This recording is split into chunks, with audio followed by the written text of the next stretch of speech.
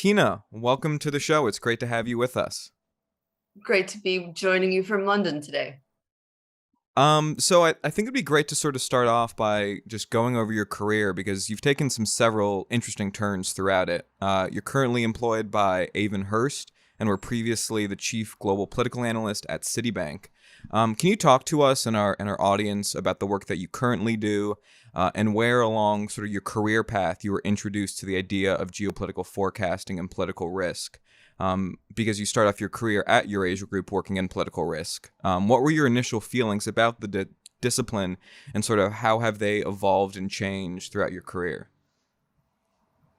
Thanks. Well, it's been a fascinating period of time in terms of how the world has developed to be in this business of global political risk analysis. In terms of how I got into it, well, my career path in all kinds of ways has been a bit unorthodox, but after I finished my graduate degree at SIPA, the School of International and Public Affairs at Columbia, which is an international relations and economics master's degree, I went and did field work in Eastern Europe and the former Soviet Union. So that means going out and doing interviews with people. At that time, it was about the post-communist, post-Soviet transition. So, kind of actual interviewing on the ground field work.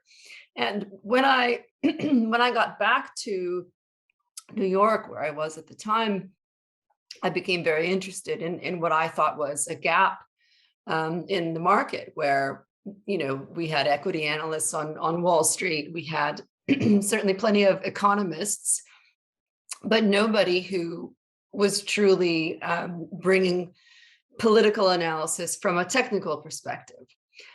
In that sense, the field hasn't changed that much, right? You still have the kind of eminence grise types, ranging from the very top of the tree, the former US Secretaries of State like Condoleezza Rice and Madeleine Albright, who have consulting firms, of course, doing political risk, kind of drawing on their contacts.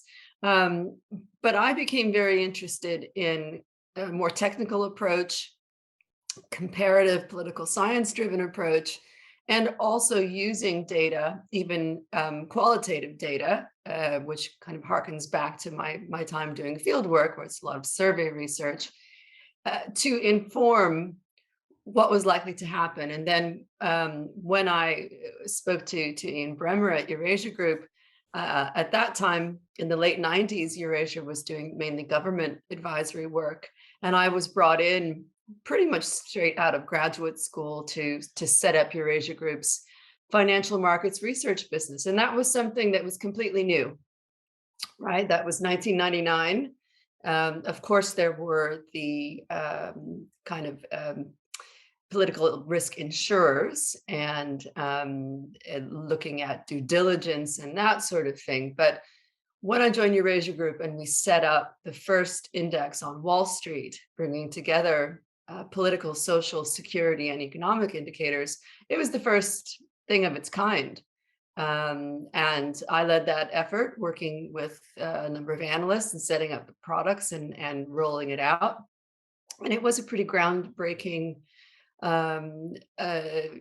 effort to bring together all of those factors, and kind of started and crystallized my thinking about how it's important when assessing political risk not to just limit yourself to the kind of typical indicators and factors, meaning purely elections and GDP and growth rates. You need that, but if you really want to anticipate more nuanced outcomes, you need to cast a wider net. So I took that idea.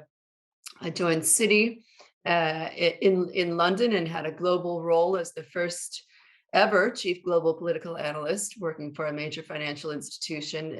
Spent 17 years there as a sell-side publishing, client-facing research analyst. And it was the first bank to have political analysis sitting alongside traditional asset class research, so commodities and interest rates and everything else.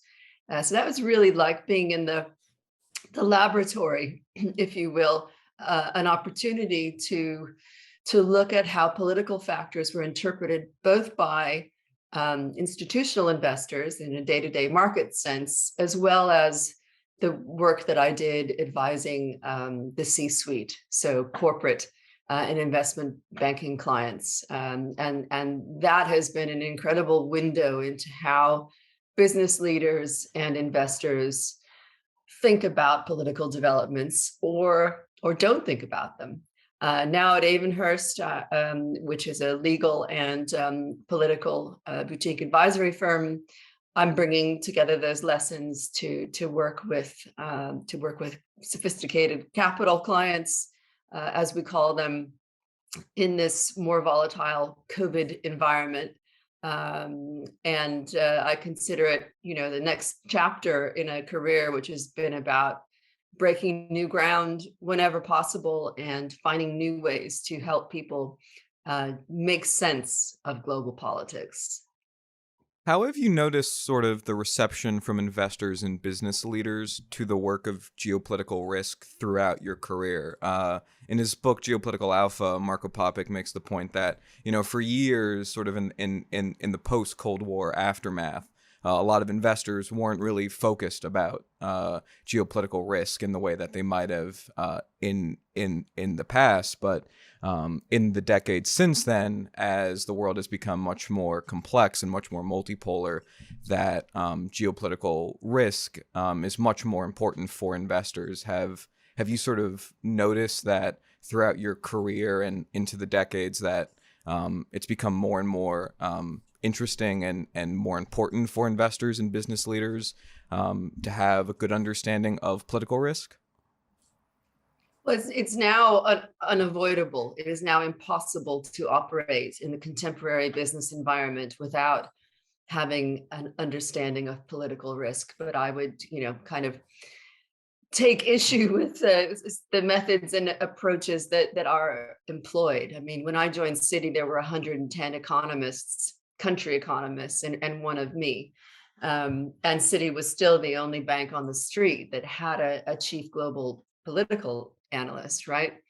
So if I were to really try to distill what's changed in the 20 plus years that I've been in this business, it has been the shift from investors being interested in assessing emerging markets political risk to the undeniable reality of advanced economy political risk, and that includes the United States. It was simply never a factor in consideration for investors to think about the concept of US political risk. But, let's think about what changed. Arguments over the debt ceiling. During Ronald Reagan's presidency, the debt ceiling was raised, I think, 13 times without incident. And it became a political hot button issue during the global financial crisis and until fairly recently. Government shutdowns. Not to mention, we just had the 1-year anniversary of the insurrection on Capitol Hill. So that's a marked and pronounced change.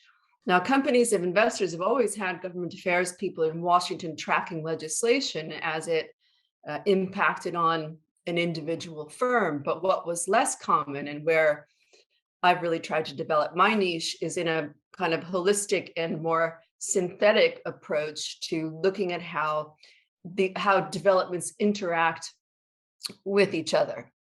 And that's complicated, to say the least. But I think it takes us away from, pure focus on elections, who's going to win, and therefore what policies are likely to follow, because political parties don't mean what they used to. Political party identity doesn't matter the way that it used to. And also, in an era of Vox Populi risk, the thesis that I developed in the aftermath of the Arab Spring and the rise of populism, having a good relationship between your lobbyist and the White House, or the equivalent in Brussels or whatever, is no longer a guarantee that you've got your finger on the pulse of what's going to happen next. So I'm very interested in this kind of bottom-up grassroots phenomenon. Again, that goes back to my early work in the field, and as someone who trained as a regional specialist.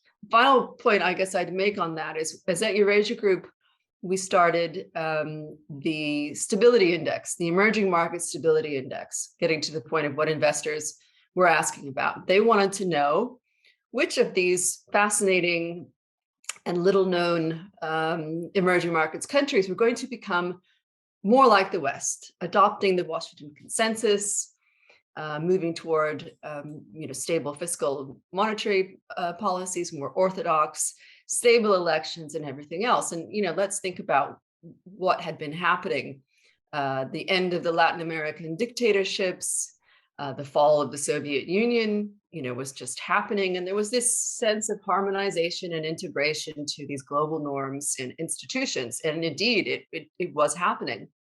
Well, that's now kind of hit a wall, if not gone into complete reverse. And instead of thinking about stability, investors are asking me more about resilience. And we developed some tools at Avonhurst to assess this specifically, meaning the capacity to rebound from shocks, from change and everything else. But what I think has ended is this kind of notion of a linear evolution toward becoming more like the West for all kinds of reasons. And it seems, almost ridiculous to say that 22, 23 years ago, that's what investors were focused on. So you touched on it just now, but we'd like to go a little bit further into that Vox Populi framework that you just discussed. Can you speak about sort of the creation process behind that framework and how you've used it to date? If there are any examples, I know you've talked to us about Brexit in the past and some of the other populist movements around the world. And then do you also think that we might be headed towards a Vox Populi 2.0 post-pandemic, when the world has changed quite a bit from when you first created the framework? Yeah, well, I mean, that's one of the biggest risk factors that we need to be assessing as we head into 2022. Omicron has maybe peaked in London, but it's just starting to make its way in the US. I think we had peak infections just yesterday, and we're into the second year of this, and its impact as a disruptor just seems to keep on evolving. And if we look at the constellation of factors as we head into this year, with rising interest rates, something we haven't seen for a couple of decades, rising fuel prices, the supply chain crunch for all kinds of reasons, just the economic policy drivers alone are a whole new world for traders and investors, right? They have not been in the seat whilst this constellation of factors has emerged. You add on top of that the fact that we don't have any historical comparator apart from Spanish flu in 1918 for how societies react and develop, post a major shock like this with many deaths, as well as what I have flagged in my work at Avonhurst on the return of geopolitical risk. This is a kind of witch's brew of factors that people haven't traded before and we haven't seen before. And yet, what do we see in financial markets? We see markets, continuing to outperform, equity markets in particular. Markets shrugging off a lot of these developments. And I think that speaks to the kind of, behavioral aspect of markets. There's only so much news that anybody can take in. And right now there's a strong bias toward normalcy bias, a return to normalcy. So it's going to take a big event risk. Coming back to how we think about the Vox Populi thesis, which emerged out of the Arab Spring. I've been called the only analyst on the street who said after that weekend in Tunisia that I thought there could be a wider demonstration effect across MENA, Middle East and North Africa, which indeed happened. That the Arab Spring protests were followed by some of the largest mass protests ever in big EM countries, ranging from Turkey and Gezi Park to Russia, biggest protests post-perestroika, anti-corruption protests in Brazil, which eventually resulted in Dilma leaving office. And what's often forgotten by people, the biggest mass protest ever in India, which followed the very tragic attack on a young woman and her friend on a bus. So these were big. Also labor protests in South Africa. These all happened around the same time in the aftermath of the Arab Spring. And then we had the populist movements in developed democracies in Europe. And again, Americans always kind of seem to, we exceptionalize ourselves.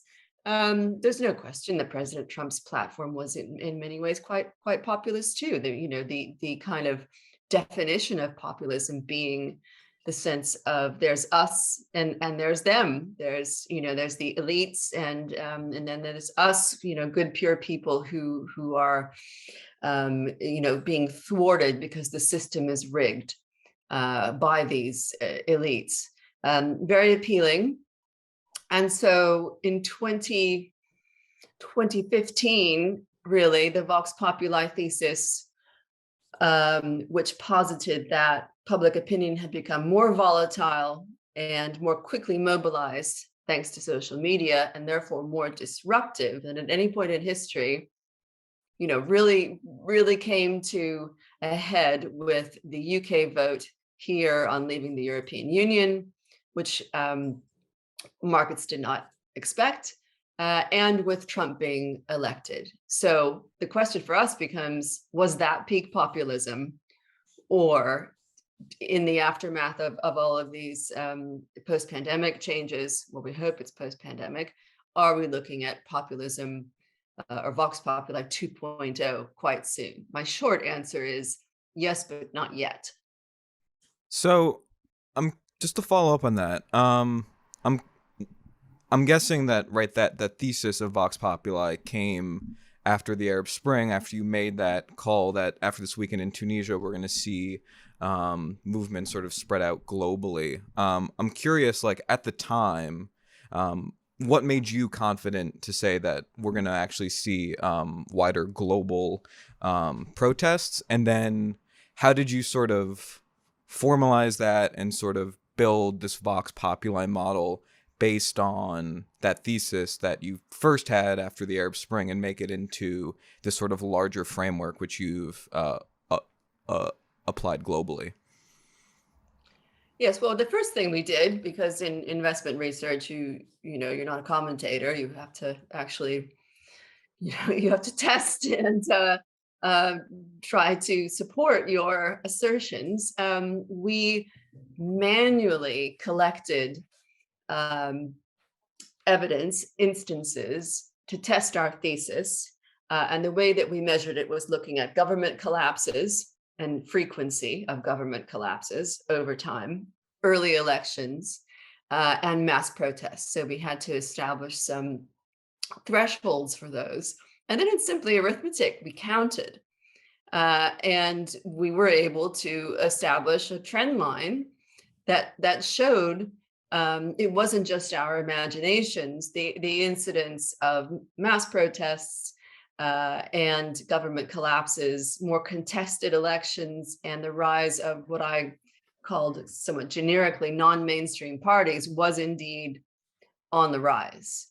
Now, arguably, better economic times actually make it easier for people to experiment with these challenger and non-mainstream parties. And I always like to remind people, because most people study economics, most people in business and the markets will say, well, when living standards go into reverse and things get bad, that's when you have this negative political kind of backlash. Well, in fact, the UK was growing at about 7% when the vote on Brexit took place.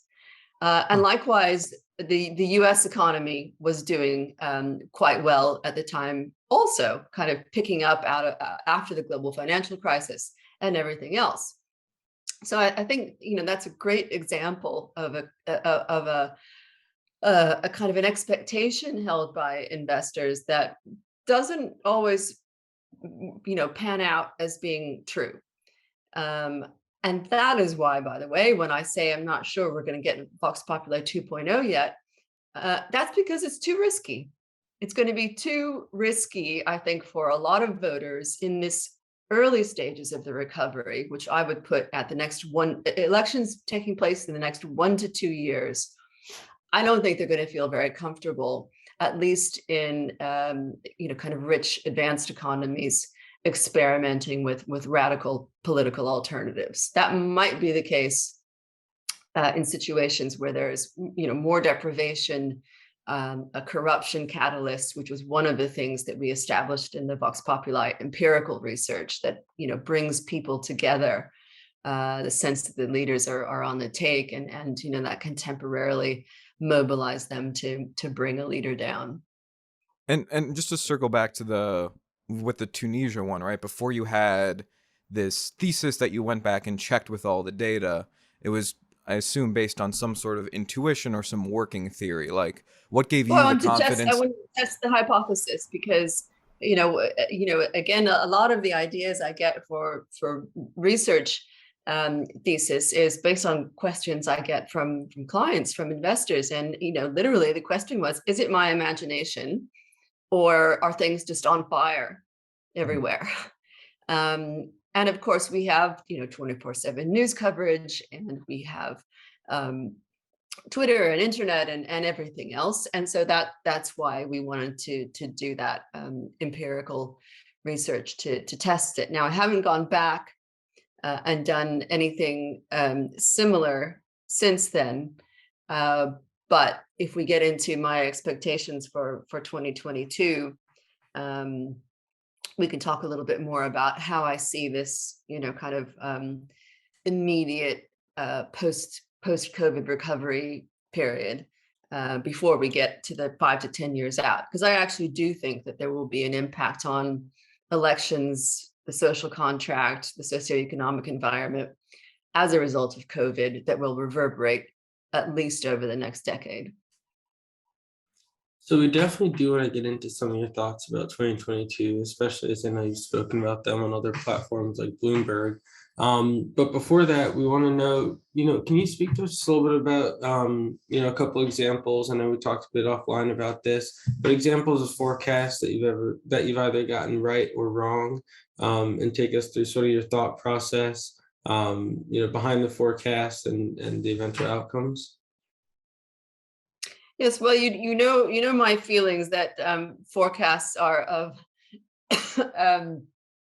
kind of modestly valuable utility. What's good about them is they force analysts to get off the fence.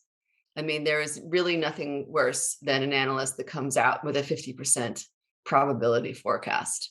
It is the most irritating thing.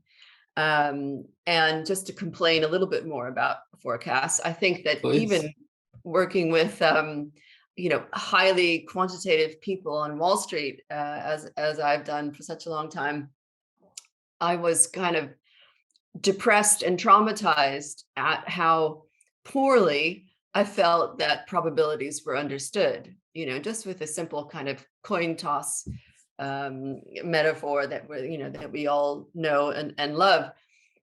A 20% probability or a 40% probability event happens all the time in day-to-day life. And yet, as an investment analyst, unless you're going out with a 90% probability call, that call is ignored largely. And so one of the approaches that I've tried to incorporate into my work, although forecasts get all the attention and they're by far the sexiest, and you guys like them because they're sort of mathy, and so many people who are interested in forecasting also love baseball and football, is just, and betting and all of this sort of thing. I think our job is to help people make sense of the current reality, which is why I emphasize looking at plausible forecasts. And I would put plausible as anything above 20%, a sort of material probability that something happens. That, of course, goes very much against what investors are kind of trained to think about, which is the base case plus tail risks. And if you look at the books that Ian Bremmer has written and others, it's all about how political risk accounts for maybe that 10% of tail risks, but can produce disproportionate damage, right, and disruption. I don't disagree with that, but that has also taken us down the route of the black swans, the gray rhinos, the snow leopards, whatever we're calling them, whatever animal we like to use to illustrate this thing which is completely unexpected and suddenly comes charging at us. Well, those instances are incredibly rare, actually. And somewhat whimsically for one of my 2022 predictions, I've included one so that we can talk about it. And that's another point that investors like to ask me, what thing am I not thinking about? Well, first of all, I don't know all the things you're thinking about, dude, but I cannot read your mind. But it mainly comes from the newspaper and whatever kind of echo chamber people might be on the internet. And I've, for many years, been a speaker at Davos. Davos puts together a global risk survey. It reflects the conventional wisdom on that day of the business leaders who are at Davos. So in that sense, it's a useful crystallization of the conventional wisdom and very much the snapshot, but not a prediction kind of school of thought. Now I'm losing my train of thought a little bit and going on to some of my pet peeves and things. Maybe you can just help bring me back to, oh yes, so forecasts and predictions. Well, the big one was Vox Populi and the idea that, as I debated with the chief economist at Citi at the time, the return of economic growth would not roll back. The post-global financial crisis return of economic growth would not roll back this demand for change. And that was very much true in the macro. I don't do election predictions because I don't do that kind of number crunching myself. I've never produced proprietary models. The way that the approach I've always taken is, and especially as a publishing analyst with regulatory responsibilities, I can't just put my finger in the wind and say this is what my gut says. We took a flat average of polls, reliable polls, and then we incorporated a lot of other indicators so that when it came to the US elections in 2016, I had the highest probability on the street of a Trump victory, but it was 40% and not 60. And so I think that was a good call. Others said you didn't say it was 90%, so you were wrong. And this is where the world of probabilistic thinking can collide with the shorthand, the kind of inevitable shorthand that investors and business leaders have to make. And that's what's, further led to me developing this approach that says there's a non-material probability of X or Y happening.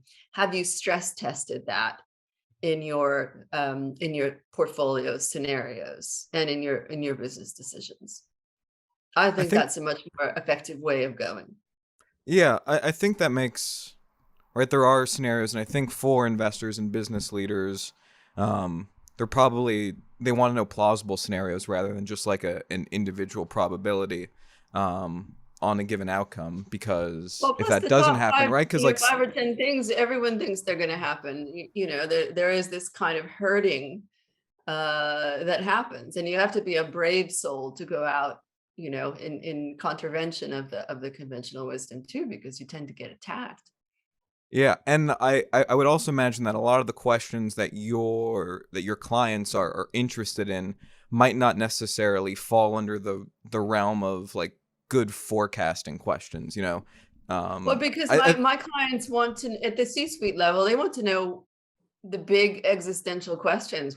You know, what's going to happen next in the world? The future of globalization, the Yeah. future of democracy, the How do you future put a of the probability European on that, right? Union. That's a difficult. Well, it's not an event, Yeah. right? I mean, these aren't an event. They aren't events. They're processes. They are kind of, you know, multi-factor pathways, and how do we chart it? So I mean, I am very much global macro integrating these, you know, these various threads. I kind of envy people who just can pick one thing and you know, and kind of dine out on that. Election or piece of legislation X or Y, you know, where's the world headed? That's what's the most interesting and the most difficult aspect of this kind of work. I did though just want to follow up. You know, you mentioned in your mind you think forecasting is good because it forces people to get off the fence, which I agree is one of the nice things. I would say two other benefits is one that you can see how the forecast changes over time. Maybe it Yeah. started off as a 60%, but now events have happened. It's at 75%.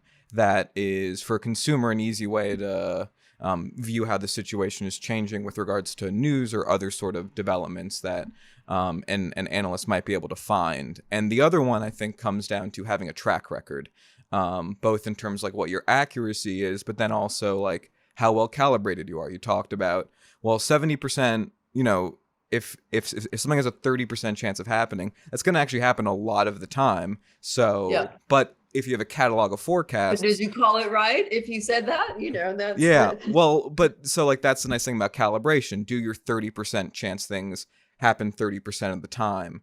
With your sort of Vox Populi model, do you have sort of mechanisms in to sort of track how risk is changing over time? So like an equivalent of 40 to 45% increase, and then also like some sort of track record or calibration for the risk analysis and predictions that you make.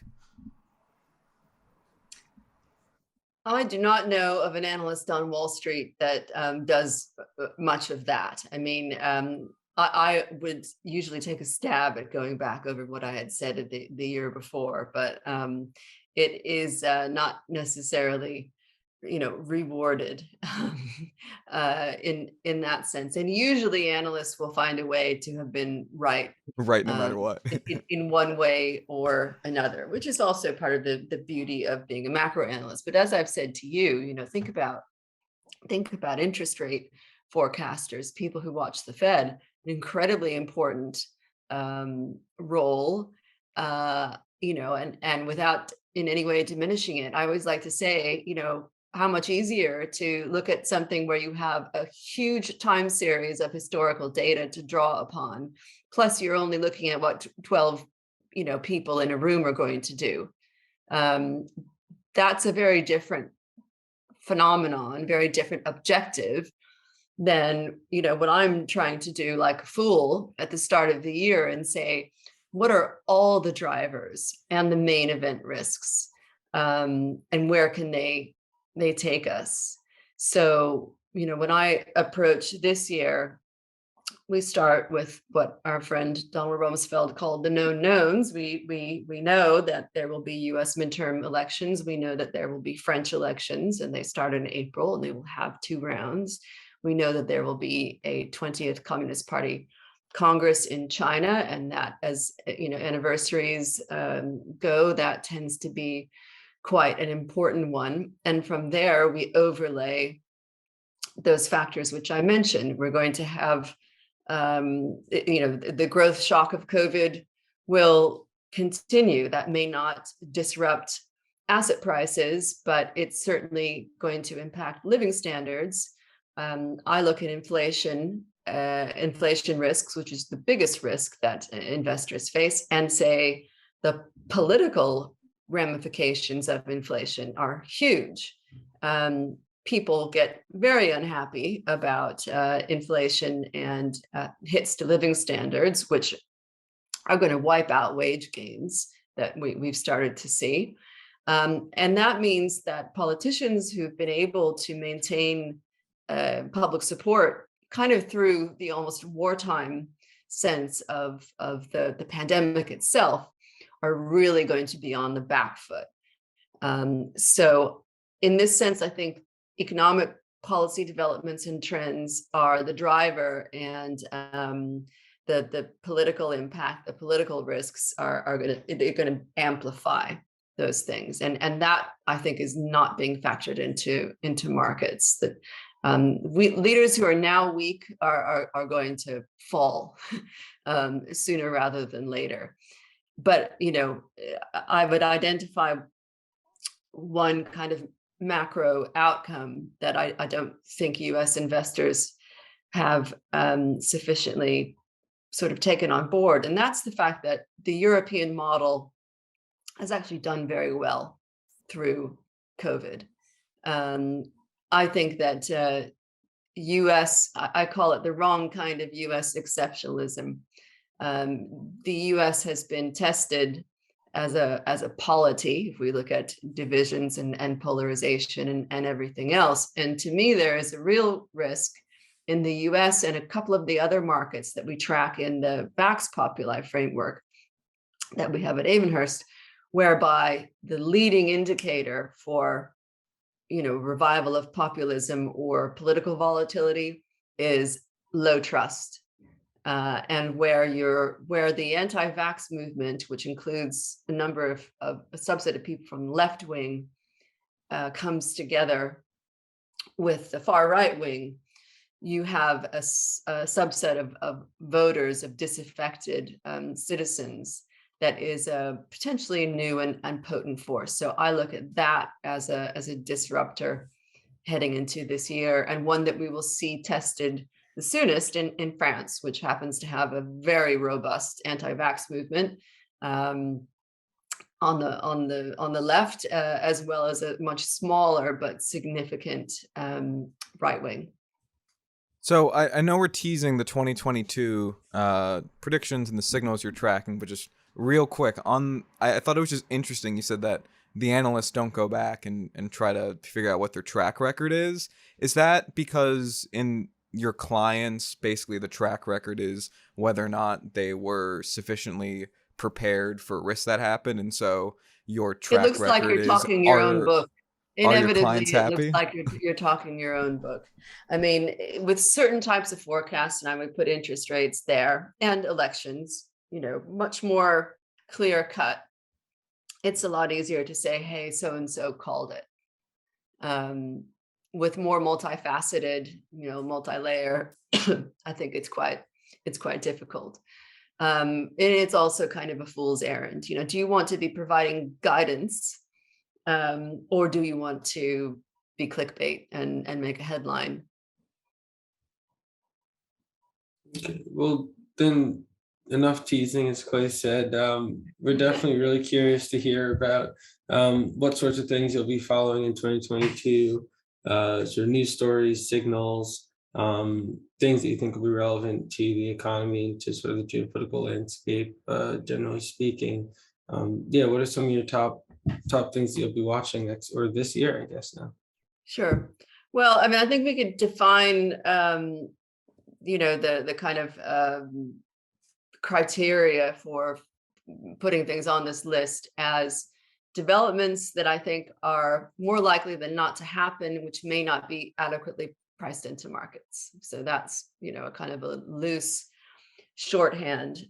So let's think about some events and then some sort of trends with that in mind. And for my own universe of factors, I sort of describe it as the intersection between geopolitics and socioeconomics, or I'm very interested in equality and those kinds of factors, the S in ESG, as some would say.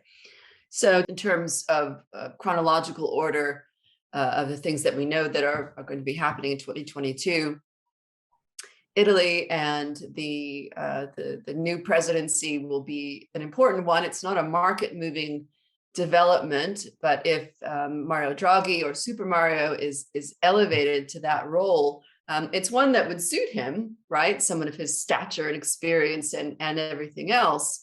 But I actually think it would be bad news for Italy's wider domestic scene, and particularly because Draghi has a lot of ideas that he will bring to bear on the kind of dirty, topic of debt mutualization, which actually did make some progress during the crisis, almost below the radar. So I would like to see Draghi remain as prime minister. He definitely presides over not just a period of political stability for Italy, but he's a very important voice in Brussels with the other EU leaders. And, we've got a new government in Germany. I think we're going to miss Angela Merkel. And we have the French elections, the next thing coming, although I do think Macron is going to be able to overcome the challenges from more radical candidates in this case, and squeak to victory in a second term. I mentioned I do think Build Back Better will pass in the US, albeit at a much smaller amount. That might be a relief to investors, but if I put my gender equality hat and concerns about racial and other types of inequality, the Build Back Better agenda really simply puts the United States more in line with its OECD peers, its developed market peers. The United States is woefully behind, and I don't happen to think that passing these reforms would actually result in the hit to attractiveness of the U.S. investment client that a lot of investors do. I'm very concerned about tensions between Russia and Ukraine. I think those are very much not priced in. Although on balance, I suspect that for Putin, maintaining the capacity to escalate and de-escalate and permanently undermine Ukraine's functioning as a state probably outweighs more dramatic military action, but it can't be ruled out. I also think the probability of China getting more involved in Taiwan is also underpriced by markets. And this is where, we can return to our previous conversation about probabilities and risks and scenarios. We're not just talking about annexation or no annexation or military invasion or peace. There are many scenarios in between. And so soft annexation of parts of Ukraine or more pressure and undermining in Taiwan are my expectation. There will be more of these developments that change the facts on the ground without triggering an international military response. And how do markets and business leaders respond to that? Because that would impact supply chain stability and all kinds of other things. I think Boris Johnson bumbles along through this year. Great example of a leader who got a lot of credit from the public by kind of the UK vaccine rollout. Now really under pressure, but I think he'll make it through the year. I think we could see Black Lives Matter protests and others flare up again. I think that is a very raw kind of a wound, and I am sad to say that I think it's only a matter of time before there is another incident that inflames that. It's mainly a U.S. issue, but not only, and that's important. And I wanted to close on a point, thinking about what questions investors have asked me, and so our conversations to prepare for this have made me think. The most surprising question I had from an investor, I think, ever was this year. And he said, what about aliens? And, you don't know whether to laugh or, this is a very sophisticated investor. And it was during the summer when there were a lot of news stories coming out of the Pentagon and the Department of Defense about, longstanding projects tracking all of this. And I thought, of the things that we can imagine, what is one that would genuinely set the cat amongst the pigeons in a very significant way, bearing in mind that the pandemic has been on lists of global risks for many years and everyone ignored it. We're probably getting quite close to discovering and establishing, some evidence of life on other planets.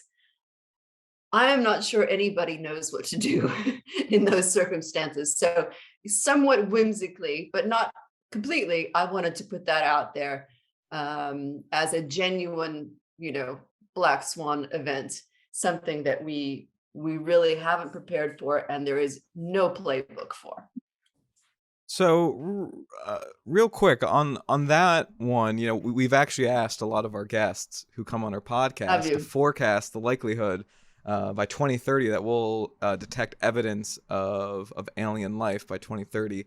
And I think when we calculated it, Andrew, what was the average? Around like 4 or 5% maybe. But like a non-material, I mean, this is everything from like single cell organisms. That reflects people not wanting to look like crackpots, right? And yet I think the balance of evidence and the amount of research that's being done on this. I mean, are we talking about, algae or, ET? There's a long distance between it, but it's a great example, I think, of a plausible outcome that we don't know how to think about, and so we just exclude from our forecasts. You also mentioned that you had a quantified forecast for us as well. Did I? No. No? Well, then so some of those that you gave, I would be curious if you could just give us a hot or cold answer on what some prediction platforms say about your risks. All, on balance, more probable than not. Right? Unlike the likelihood that Russia invades Ukraine, for instance, meticulous. So the way that I'm formulating that, and this is you could call it a kind of a highly probable event. I think something will take place this year between Russia and Ukraine that will result in a further round of sanctions against Russia, and that's how I would put it. Okay, but would you say a 30% chance of invasion is too high or too low by 2023? So invasion 20%, I think is okay. But remember the way the Kremlin works and the points I tried to make about kind of not non-binary forecasts. There's a lot of mischief that can be made. The little green men of the previous invasion, the 2014, well, they weren't Russian soldiers. They were patriotic citizens on holiday, in Donetsk. They could also do airstrikes instead of a land invasion. They could do a lot. Airstrikes would trigger a military response.